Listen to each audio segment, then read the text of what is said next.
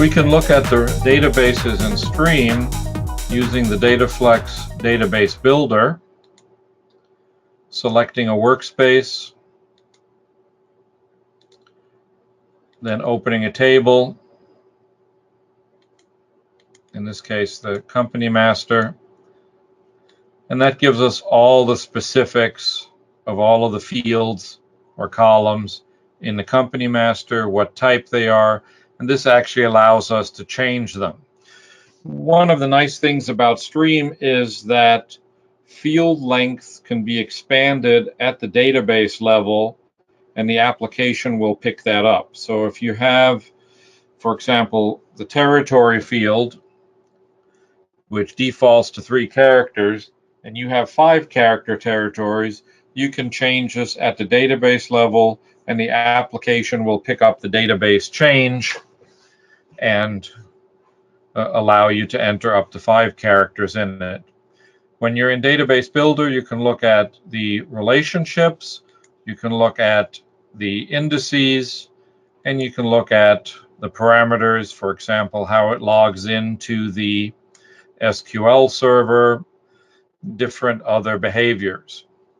Now, one of the interesting things about SQL and DataFlex is when you have a field, let's say a date field, rev date, in the SQL world, you have the concept of a null, which means nothing.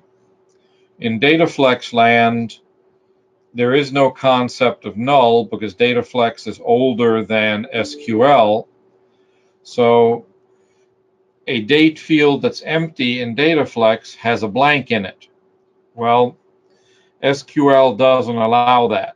So what happens is the runtime driver in DataFlex, when we programmatically save a blank or empty date, it puts in the date 1753-0101, which happens to be the earliest date that Microsoft SQL supports. This is done transparently, so you don't need to worry about that. However, if you access the DataFlex database or the Stream database using a third-party SQL tool like SQL Server Manager, when you see an empty date field, it won't be empty. It will have the date 1753-0101 in it. So one of the things that we do in our SQL queries is we automatically convert that to a blank. But that's something that, as a sysop, you need to know if you're using a third-party tool. For example, if you directly access a Stream database using Excel, which you can do, the blank dates are going to show up 1753-0101. So that's one of the idiosyncrasies of DataFlex and SQL. Another way you can look at the data is there is a program called DB Explorer. And DB Explorer lets you look at data files or tables directly without any programmatic interference.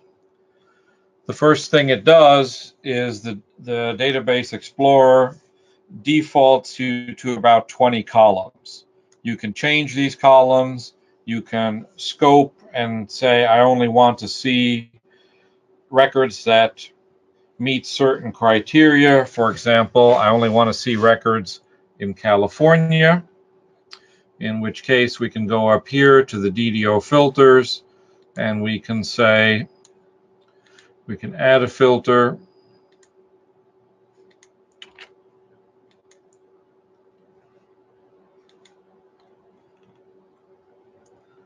And here we say state equals